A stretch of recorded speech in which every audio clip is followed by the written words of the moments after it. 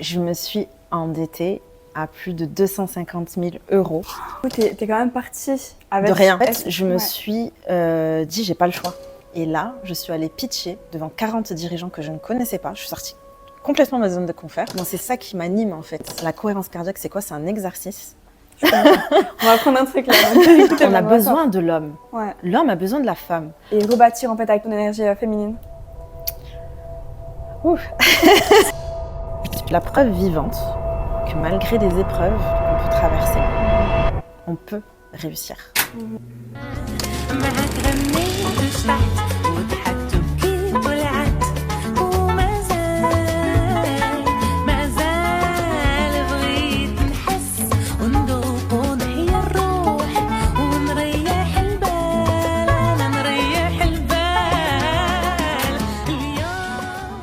Salut Nawel. Salut Noéla. Comment tu vas? Ça va, merci. Et toi? Ouais, ça va, merci. Est-ce que tu peux te présenter pour celles qui ne te connaissent pas encore? Alors, je suis Nawel Guénag, je suis auteure et conférencière avec une expertise bien-être depuis plus de 10 ans. D'accord. Et donc, au niveau de ton expérience entrepreneuriale, si on reprend un petit peu le schéma step by step, comment ça s'est passé? Tes débuts, la création de tes premières entreprises? Alors, je suis passée de stagiaire à chef d'entreprise. Ouais, il y a une transition quand même. Exactement. Donc, j'ai créé ma société il y a plus de 8 ans maintenant.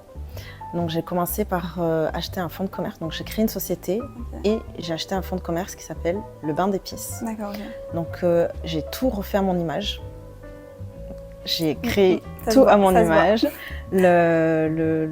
L'identité de marque, donc j'ai travaillé sur l'identité de marque. J'ai refait toute l'équipe. Donc, ma première affaire, je suis repartie avec une nouvelle équipe. Ouais. J'ai aussi créé une marque de parfum d'intérieur 4 ans après. Ok, d'accord. Ah ouais, et c'est Le Bain d'Épices, une invitation au voyage. Ouais. C'est un parfum d'intérieur fabriqué en Occitanie. Et j'ai une deuxième adresse qui est dans tout ce qui est beauté du regard, l'art du regard. Ouais. Pour moi, en fait, Le Bain d'Épices, c'est tout un univers. Ouais, c'est vraiment quand on passe la porte, c'est une invitation au voyage. J'aimerais bien sentir ça après. Pas de soucis, je suis curieuse. Déjà, là, t'as un petit échantillon si tu veux sentir. Ah ouais, la bougie aussi, du coup. Exactement, c'est la marque Le Bain d'Épices, une invitation au voyage. Et c'est une édition limitée. Incroyable. Ça sent super bon. Ça sent super bon, vraiment, genre. Ok, d'accord. Et donc, ouais, l'identité visuelle, elle tourne autour de l'Orient. Exactement. Donc, c'est la rencontre du savoir-faire ancestral marocain et la rigueur et l'élégance à la française. Ouais, donc ça fait C'est les deux, c'est mes deux univers. D'accord. Parce que toi, du coup, t'es marocaine et... Alors, je suis née à Montpellier. Ouais. Et je suis d'origine marocaine et j'ai baigné dans les hammams avec ma grand-mère maternelle. Ah mais c'est trop bien. Qui m'a enseigné les secrets de beauté avec le savon noir, le rassoul, tous ces petits rituels. Et depuis petite, je suis ancrée à ces racines-là. C'est ça. Exactement. Ok. Et du coup, de quelle partie du Maroc précisément? Alors, c'est plus vers Meknes.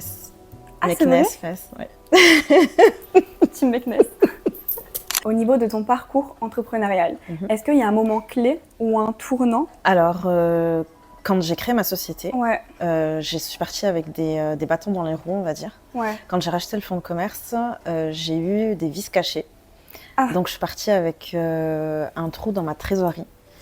Et je me suis endettée à plus de 250 000 euros pour créer ma société. J'ai fait une levée de fonds.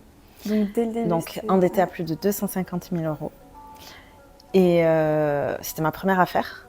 Et j'ai eu des arnaques, que ce soit des artisans, l'ancienne patronne. Donc en fait, quand tu es entrepreneur, il faut vraiment avoir une capacité d'adaptation. Pour ça, il faut avoir une connaissance en soi. Parce que du coup, t'es quand même partie avec... De rien. Ouais, t'es partie de rien, même de moins. Ah oui. Parce que, mais clairement. Ah ouais, il y avait déjà, dès le début, en fait, ces difficultés-là. Une entrave. Et comment tu les as confrontées, du coup? En fait, je me suis dit, j'ai pas le choix. J'ai charbonné, j'ai mis en place un mode de vie où c'était focus sur mes objectifs, focus sur ma santé. Donc, j'avais une hygiène de vie quand même, je faisais du sport. Je mangeais équilibré et puis après j'avoue que j'ai fait des sacrifices. Ouais. Il y a eu des sacrifices. Il y a beaucoup de sacrifices. Mon entourage, je les voyais moins, même ma famille. J'en parle dans mon bouquin d'ailleurs. J'avais une discipline. Ouais. Je me suis imposé une discipline et c'est ce qui m'a aidée en fait. En fait, il y avait une charge de travail telle qu'il fallait faire un arbitrage en fait. C'est ça. Et je vous avoue que avec le recul, je sais pas comment j'ai fait. De 2016 jusqu'en 2019, j'étais vraiment la tête dans le guidon pendant 3 ans. Ouais, pendant 3 ans.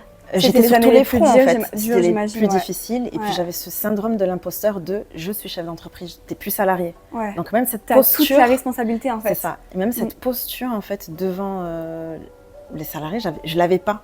C'est-à-dire que je faisais des tâches qui leur appartenaient alors que non en fait. T'étais sur tous les fronts au final. J'étais sur tous les fronts. Ouais. Clairement. Et donc ça s'est passé pendant au moins 3 ans. Et pendant 3 ans, je n'ai pas dit que j'étais chef d'entreprise. Ah ouais, c'est vrai. Tu sais d'où elle venait cette barrière mentale ou... Oui, mais je suis partie de stagiaire. Donc le truc, ça il a été... été... Et du coup, une question, qu'est-ce qui t'a amené dans cette voie de l'entrepreneuriat directement? Alors, moi, depuis petite, j'ai une indépendance. Ouais. C'est-à-dire que j'apprends vite, je fais tout par moi-même, rapidement en fait. Okay. Et dans mon parcours personnel et professionnel, j'ai toujours eu des responsabilités. Je suis l'aînée d'une fratrie aussi. Donc, il y a ce côté-là. Et j'aime bien donner, pas des directives, mais enfin, voilà. Ouais, diriger, manager. Exactement, manager, me challenger. J'adore ça, me challenger. Au final, ça se rejoint, enfin, c'est très, très similaire. Mais est-ce que tu as réussi à atteindre une certaine rentabilité, vu qu'il y avait des vices cachés au début quand tu as racheté le fonds de commerce? Et s'il y a aussi un échec en particulier qui a fait que tu as pu te réinventer, parce que tu m'as dit que du coup il y a eu ce syndrome de l'imposteur, etc. Alors, entre 2016 et 2019, je n'ai pas été gâtée parce qu'il y a eu les Gilets jaunes en 2017. Ouais, la période. Et on est en plein cœur. Les manifestations étaient là, il y avait des manifestants qui montaient sur les fenêtres, enfin, c'était le bordel. Donc tous les samedis, mon chiffre il a fait ça. Donc entre 2017 et 2018, j'ai tenu. Et pour trouver une alternative à cette situation, en fait, ce que j'ai fait, c'est j'ai ouvert un autre jour dans la semaine pour essayer de combler la perte de ce chiffre d'affaires. Et j'ai essayé aussi de travailler sur mon offre au niveau des prestations, de renouveler tout ça. Adaptation, quoi. Exactement, cette capacité d'adaptation qui m'a permis de tenir au final, et de rebondir. Et en 2019, donc, j'étais confrontée à ces problématiques entrepreneuriales et je me suis sentie seule en tant que dirigeant. Et j'avais personne à qui me Et justement, j'avais demandé si tu étais accompagnée ou vraiment... Alors, au début, j'ai été accompagnée, mais pareil, dans l'accompagnement de certaines institutions, il y a des choses à revoir. Il y a des failles. J'imagine, Je me suis retrouvée seule. Et qu'est-ce que j'ai fait? J'ai fait des recherches, encore une fois par moi-même, sur Internet, des rencontres dirigeants. Et là, je suis allée pitcher devant 40 dirigeants que je ne connaissais pas. Je suis sortie complètement de ma zone de confort. C'était mon premier réseau entrepreneurial que j'ai fait en été 2019. Là, à partir de là, j'ai bâti un réseau entrepreneurial. Voilà, l'entourage, c'est trop important. L'entourage, le réseau, hyper important. Et choisir. Donc, au début, j'allais dans plein d'afterwork et tout ça. Mais ensuite, on fait l'entonnoir en fait. C'est ce que j'allais dire. On cible des collaborateurs qui sont en phase avec nos valeurs. Une leçon que tu n'aurais jamais apprise si justement tu t'étais pas lancée dans l'entrepreneuriat. Ok. D'être sa priorité. Être sa priorité. Oui. Depuis que j'ai créé ma société, je pense aux autres. Ok. Avant de penser à moi. Ouais. Non, clairement. Franchement, c'est rapidement le piège. Mais en fait, dans mon parcours entrepreneurial, j'avais un objectif. Je me suis endettée à plus de 250 000 euros. Pour créer de la création d'emplois. C'est le but de l'entrepreneuriat. Voilà, c'est pas que faire marcher et créer, quoi. Voilà, c'est pas être chef d'entreprise, avoir la posture de chef d'entreprise. Bien sûr. C'est pas ça. Et moi, ce que j'adore, c'est transmettre. C'est donner des opportunités. C'est ça qui m'anime en fait, d'aider les autres, d'être dans le don de soi. Et quand j'ai été dans cette posture de chef d'entreprise, c'est pour ça que je dis maintenant la leçon que j'ai, c'est d'être soi-même déjà sa priorité, de penser à soi avant de penser aux autres. C'est ça, avant justement de sauver les autres, il faut se sauver soi-même. Exactement. C'est clair. Et ça, c'est la leçon que tu as dû apprendre. Que j'ai dû apprendre. Si tu pouvais remonter dans le temps et du coup parler à la Nawal plus jeune, peut-être au niveau de son stage, et que tu lui donnerais un seul conseil avec du coup la connaissance que tu as aujourd'hui, ce serait lequel? De croire en soi. Croire en soi. Mais moi, j'ai cette foi qui m'a toujours transportée et portée. C'est ce qui t'a donné la force. C'est ce qui m'a donné la force. Et puis de mettre en action. Enfin, tu sais, c'est un petit peu trending et tout en ce moment sur les réseaux, mais est-ce que tu pratiques par exemple le fait de manifester, de visualiser un petit peu ce qui va se passer? C'est ma façon d'être. Ouais. C'est ma façon d'être en fait. Dans tous les projets que j'envisage, je fais de la cohérence cardiaque. Déjà en outil. Donc il y a la respiration, la cohérence cardiaque, c'est quoi? C'est un exercice. On va apprendre un truc là, donc écoutez bien. Donc la cohérence cardiaque, c'est un exercice de respiration accéléré au bout d'un moment. Et en fait, c'est la reconnexion à son cœur. C'est un équilibrage entre notre cerveau et notre cœur. À ce moment-là, en fait, il y a tout qui s'aligne au niveau état émotionnel. Et moi, c'est un truc qui m'aide beaucoup pour prendre des bonnes décisions. Pourquoi? Parce que ça me permet de me reconnecter à mon cœur. Et mon cœur, pour moi, à mon sens, le cœur, c'est le berceau de notre âme et de notre intuition. Et donc ça passe par la respiration? La respiration, exactement. Moi, sur YouTube, tu mets cohérence cardiaque sur YouTube et tu as un exercice, tu as une balle qui monte, qui descend avec un bruit. Tu inspires, tu bloques. Et après tu expires. Et ça, c'est un exercice de relaxation, mais de cohérence cardiaque. Et c'est prouvé scientifiquement que ça rééquilibre vraiment les fréquences corps, cœur et cerveau. Je trouve que c'est quand même quelque chose qu'on néglige. Moi, je sais que la respiration, c'est pas quelque chose vers lequel je me dirigerai et tout, mais en vrai, c'est super important. Est-ce que tu peux nous faire une introduction de Femmes du désert, du livre? Alors, Femmes du désert, c'est quoi? C'est un roman initiatique qui est sous forme de journal. Donc j'ai choisi ce format pour une facilité de lecture. Il est vraiment destiné à toute l'humanité. Vraiment, je transmets des messages d'âme à âme.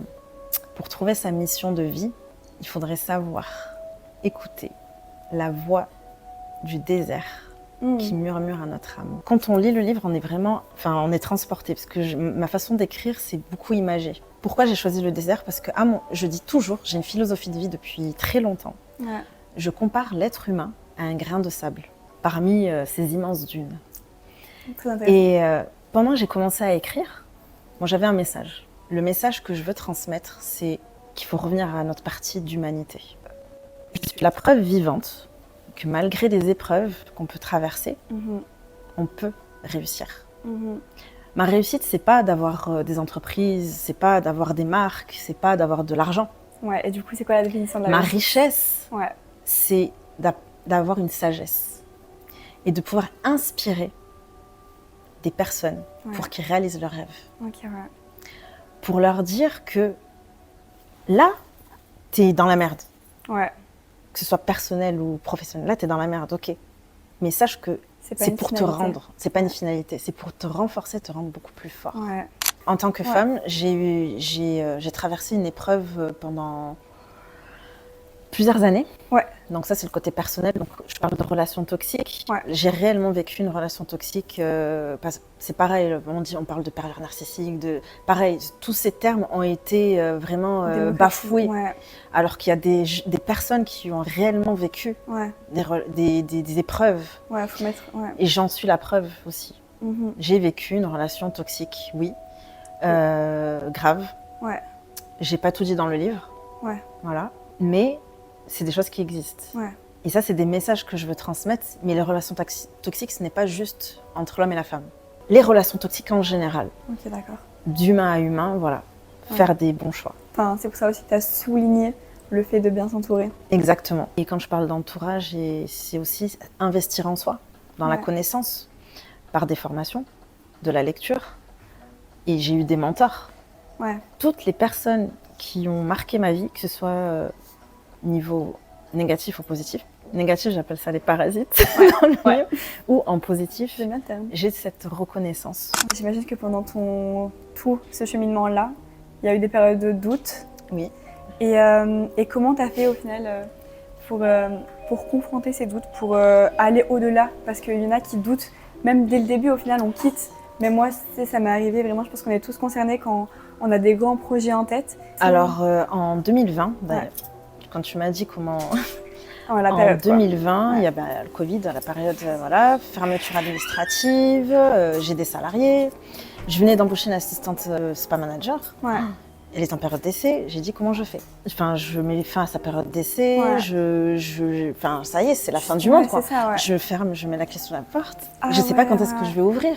C'est une fermeture administrative imposée par l'État. Tu as décidé d'être chef d'entreprise, mais tu n'as pas cette liberté. Tu dépends encore d'une autorité. Tu vois. J'ai été bien entourée à ce moment-là. Pourquoi? Parce que j'avais pris des bonnes décisions en 2019, en sortant de ma zone de confort, en commençant du réseautage. Et là, j'avais changé de cabinet comptable. J'ai fait plein de plans d'action que j'avais fait en amont. Et grâce à ça, lorsque j'ai eu cette tempête de sable de Covid, j'avais les bonnes personnes autour de moi. Waouh. Quel est le plus grand mythe dans l'entrepreneuriat féminin pour toi et que tu aimerais du coup déconstruire? Je vais te prendre un exemple. Vas-y. Mais quand j'ai commencé à faire du réseautage, quand je me présentais, déjà je me retrouvais des fois, il y avait pratiquement, la majorité c'était que des hommes en costume, enfin voilà. Et quand je me présentais, t'es esthéticienne. Et en plus, marocaine, quand je commençais à dire Maroc, ça y est, la petite esthéticienne marocaine. Du coup, c'était les préjugés, voilà, l'étiquette, elle est conne. L'étiquette, elle est conne, elle est bête. Moi, je l'ai laissé avec ce préjugé. J'allais jamais dans la confrontation, j'allais jamais. Je laissais, je faisais mon truc. Parce que moi, je savais ce que je faisais en fait. Parce que dans tous les cas, quoi que tu fasses, au final, les gens ils parleront toujours. Ouais, c'est clair. Et dans le milieu entrepreneurial, voilà, en tant que femme, pareil. Moi, j'aime pas. Enfin, on m'a démarché plusieurs reprises des associations femmes. Le mot féminisme, je ne supporte pas. Pour moi, l'homme et la femme, on est des êtres humains avant tout. Est-ce que tu qualifierais plus d'équité entre hommes et femmes que égalité? Oui, c'est plus l'équité en fait, la justice, l'équité, l'équilibre. C'est un équilibre. Dans tous les cas, là je vais te parler en tant que femme, on a besoin de l'homme. L'homme a besoin de la femme. En médecine traditionnelle chinoise, on parle de yin et de yang, de partie féminine et de partie masculine. D'accord ? L'homme a une partie féminine. La partie féminine chez l'homme va se représenter par quoi? Par sa sensibilité. Chez la femme, le côté masculin va se ressortir et représenter comment? Par ce côté, j'assure, j'ai cette responsabilité, je fais tout par moi-même. Mais on n'a pas les épaules pour faire ça tout au long de notre vie. On a besoin de soutien et d'équilibrer en fait. On doit assumer notre partie sensible, maternant, de femme, de mère, de cette sensibilité. Et quand, là je fais une parenthèse, quand on est en couple, je ne vais pas dire l'homme à sa place, la femme à sa place, mais c'est un équilibre d'humain à humain en fait. Chacun en final à son rôle en fait. Bah oui, c'est un équilibre, c'est physique, c'est physiologique et c'est naturel en fait. Et les mœurs et la société a tout inversé. Totalement d'accord. Et je trouve que ça c'est même plus... Enfin, il y a eu ce rapport de force qui s'est inversé pendant et après le Covid. Exactement. Vraiment, genre. Et dans le milieu de l'entrepreneuriat, on le voit. Des formations, il y a des communautés de femmes. Woman Power. Enfin, il ne devrait y avoir deux clans. C'est pas un clan en fait. Ouais, c'est exactement un partenariat. C'est la main dans la main, c'est un partenariat. Ouais, en fait, je suis d'accord de empower les women pour qu'il y en a qui se lancent parce qu'il y a beaucoup plus de réticence. J'ai l'impression parce que chez les femmes, on a tendance à trop réfléchir à, tu sais, overthink, mais pas qu'il y ait vraiment genre cette distinction et vraiment le clan des hommes et le clan des femmes. C'est ça. Parce que vraiment, il y a une complémentarité. Exactement. Il y a une complémentarité. Exactement. C'est plus une complémentarité et pas une dualité. Ouais, ok. Et alors, ça part d'une supposition que peut-être tu as eu des périodes où tu étais plus dans ton énergie masculine, par exemple, genre quand 2016-2019. Et comment tu as réussi un petit peu à sortir de cette énergie masculine et rebâtir en fait avec ton énergie féminine? Ouf. Non. On part en profondeur là. Ouais. En fait, j'ai pris conscience que j'étais coupée de mon cœur. Ok. D'accord. Parce que j'ai vécu plusieurs blessures émotionnelles et je fermais mon cœur. Je peux dire que ça fait à peu près 1 an et demi que je commence à prendre des décisions d'être plus dans ma partie fémiine. Comme ça, en fait. C'est récent, oui. C'est super récent, ouais. C'est pour ça, et j'assume plus, en fait, les facettes de ma personnalité. Okay. J'accepte, en fait, d'être faible, d'être vulnérable. Ouais, oui, des fois, je pleure, oui. Là, ces derniers mois, ils n'étaient pas faciles pour moi. Actuellement, il y a des personnes qui vivent ce que j'ai traversé.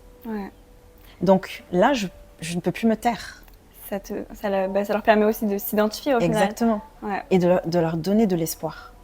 Cet espoir réaliste. Et franchement, c'est largement apprécié de nos jours. Par exemple, nous, tu sais, quand on regarde un petit peu le parcours entrepreneurial de certains entrepreneurs, parce que tu as envie de t'inspirer en fait. Bien sûr. On voit très souvent que le côté glamour, exactement, que le côté réussite et tout. Alors que mais Ouais, si Il y a on les savait deux du coup ce qu'il y facettes, avait en en fait. amont, Il y a ouais, tout. c'est clair. C'est important en vrai quand même de se faire mentorer. Hein. Bah oui, oui, Ouais, vraiment. ouais, ouais. Un mentor, c'est Bah quelqu'un ouais. qui te guide, en fait, qui est Ouais, passé ouais. par ses épreuves et qui parle en connaissance de Donc, cause. ouais. Je vais te dire un mot, et en fonction de ce qui te fait ressentir ou ce qui te passe par la tête, tu vas me dire un mot adéquat. Passion, Indispensable.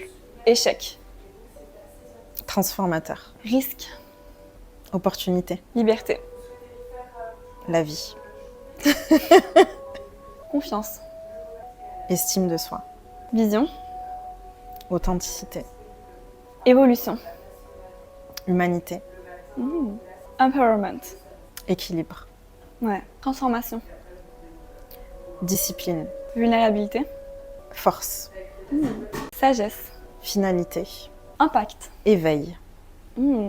Ok, ben merci Nawel en tout cas d'avoir pu discuter de ton livre, de ton expérience. C'était hyper enrichissant vraiment genre. Avec plaisir. Merci à toi pour l'invitation. Avec plaisir, en plus il y avait beaucoup de nouveautés, beaucoup de concepts que même moi en fait je connaissais pas du tout. Toi qui justement veux transmettre des sagesses et inspirer, je pense que déjà c'est mission accomplie pour cette vidéo parce qu'il y avait Super. tellement à découvrir et tout. Pour la promo de Vivre bien sûr, Oui.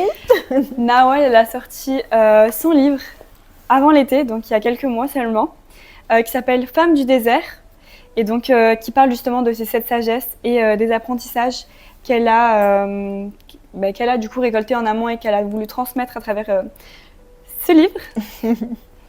Il fait combien de pages? 250. 250, donc franchement ça se lit. Et c'est très facilement, sous forme de journal. Ouais, donc Exactement. Femme du désert, commandez maintenant, je mettrai le lien en description. Merci. Merci.